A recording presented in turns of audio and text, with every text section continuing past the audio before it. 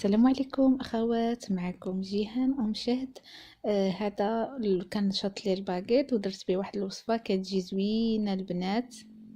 وإلا عجبتكم الوصفه ما تنسوش تشتركوا معايا في القناه وتخليوا لي تعليق، ونمشيو للطريقه والمقادير باذن الله يا ربي. بالنسبه للمقادير، عندي هنايا بصله مشلضه متوسطه، عندي هنا 250 غرام ديال الكفته ديال الغنمي، عندي هنا الفرماج موتزاريلا محكوك والفرماج الساندويتش، عندي هنا الشامبينيون، عندي هنا الربيع. هادو عندي هنا 3 ديال البيضات، شويه ديال الابزار اللي غادي نحتاجو، وعندي هنا شويه ديال الملح، عندي هنا معلقه ديال مطيشه الحك، وواحد شويه د الهريسه، يعني الهريسه اختياريه. عندي هنايا الباكيت كون جبتو بقالي. صافي، هادو هما المقادير البنات. نمشيو للطريقه.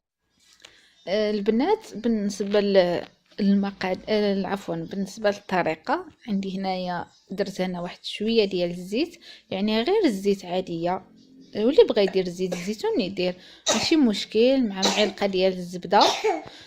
درتهم فوق النار حتى دابت لي ديك الزبده، رميت عليهم ديك البصله اللي شلطتها، غادي نخليها كما كتشوفوا، غادي نخليها حتى تهبط لي البصله شويه، ما تخليوهاش تحرق البنات. سمحوا لي بنتي حدايا كتكح. صافي، من بعد ما هبطت البصله غادي نرمي ديك 250 غرام ديال الكفته ديالي، عفوا ماشي ديالي، راني عيقت ديالي. المهم غادي نرميو ديك 250 غرام ديال الكفته. صافي، ونخلط مزيان حتى تهبط لي الكفته، ماشي ديالي. تهبط لي الكفته مزيان. صافي، ومن بعد نتلاقاو باش نكملوا باقي المقادير. هنا البنات من بعد ما الكفته ديالي شويه بدا كيدخل لها الطياب، غادي نزيد شويه ديال الابزار، غير واحد شويه، يعني عينكم ميزانكم، شويه ديال الابزار، تقريبا واحد نص معلقه صغيره. وغادي نزيد تقريبا واحد المعلقه صغيره ديال الملحه. انا قلت لكم يعني الملح والابزار، يعني نتوما كاين اللي كيبغيها حاره، كاين اللي كيبغي مالح، كاين اللي ما كيبغيش الملح، يعني كل واحد وشنو بغى. انايا يعني كنبغي داكشي يعني مزيان، ما مالح ما مسوس. صافي، غادي نخلط مزيان حتى تهود، حتى ديك البصله والكفته يعني يديو واحد اللون الذهبي. نخلط مزيان، ما تبقانيش ديك الكفته يعني مكوره كامله تفرتت. ونحرك مزيان وما نخليهاش تلصق لي في القاع ديال المقله كما كتشوفوا. وغادي نزيد هنايا، غادي نزيد غير الشامبينيون، نزيد الشامبينيون حتى هو نديرو حتى هو يتشحر مزيان، حيت راكم عارفين الشامبينيون خاصو حتى هو يشد السخونيه ديال، يعني تشد فيه شويه ديال الحموريه ديال المقله. صافي، غادي نخلط كلشي مزيان ونخلي هادشي يتشحر مزيان على فوق البوطه. من بعد نتلاقاو باش نكملو. هنايا زدت ديك المعلقه ديال المطيشه ديال الحك مع ديك شويه ديال الهريسه، درت عليهم واحد شويه ديال الماء، يعني غير باش ما تبقالناش هكاك مكوره.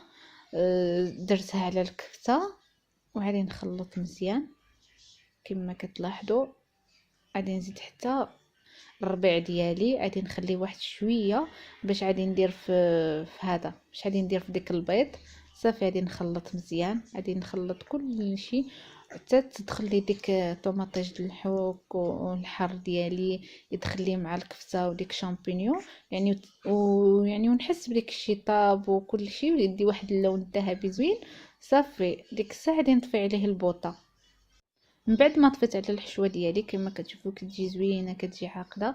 عندي هنا ديك 3 ديال البيضات اللي كنت قلت لكم في المقادير، غادي نديرهم في واحد الزلافه، نزيد عليهم ديك الربيع اللي كان باقي لي، ونزيد شويه ديال الملح، ونزيد شويه ديال الابزار، وغادي نخلط بالفرشيطه، يعني نخلط مزيان حتى ديك يتحلي ديك البيض. غادي نشد الباكيطه ديالي الاولى، غادي نفلحها بالموس، يعني غادي نحيد غير الفوقاني كما كتشوفوا، ما غاديش نقسمها على في النص، لا غادي نحيد غير الطبقه الفوقانيه، يعني ديك القشره الفوقانيه كما كتشوفوا. غادي نخلي تقريبا غادي نخلي بحال شي ساقيه في الوسط، وما غاديش نحيد الجناب غادي نخليهم باش منين ندير الحشوه ما تخرجليش من التحت.